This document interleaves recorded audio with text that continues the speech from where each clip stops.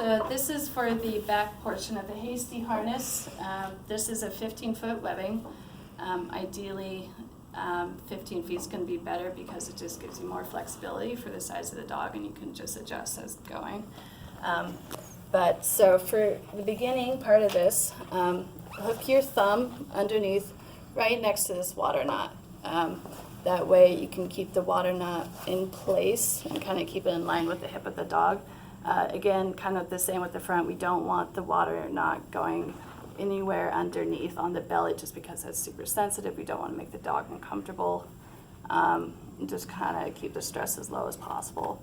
So taking my first loop, leaving it here, I'm going to take my other hand and I'm going to grab the webbing and I'm going to keep my hand flush to the ground.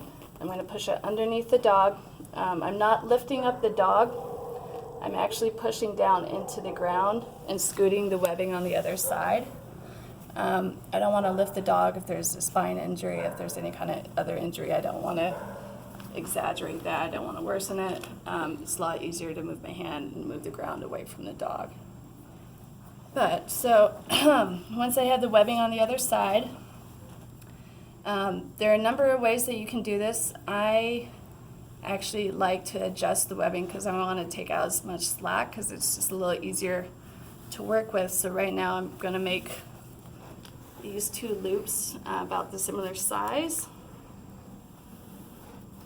Again, it's just kind of on your preference. The main thing that we're keeping in mind right here is that I want to make sure we have our two loops. Want to make sure that I don't lose those.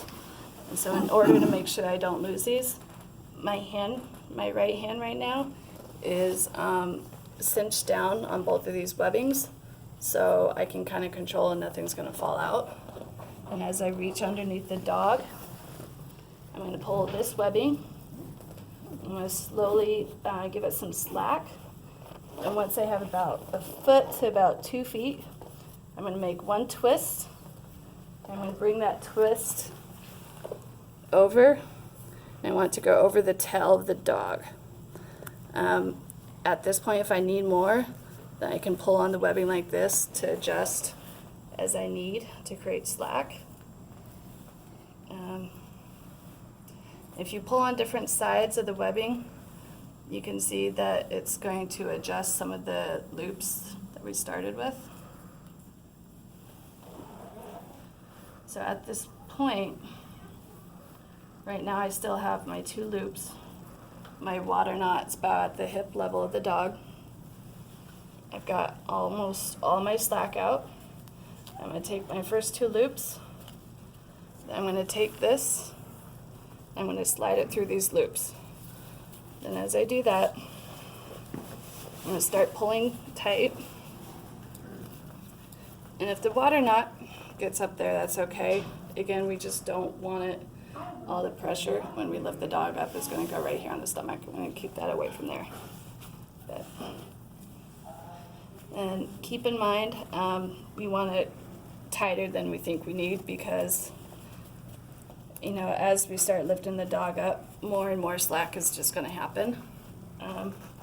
So we want to just eliminate as much as that as possible.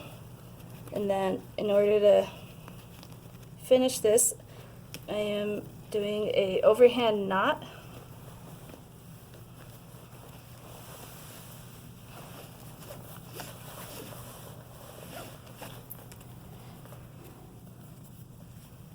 So it's just one overhand knot.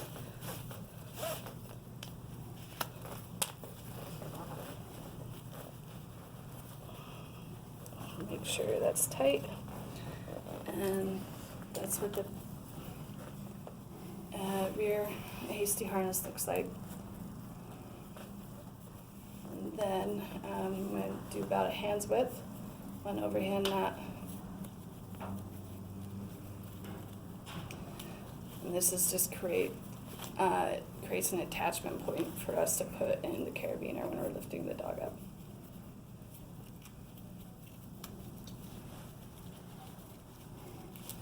And this is why the 15-foot is actually, it's going to be a little easier to work with than the 12-foot just because you have more length that you can play with at the end.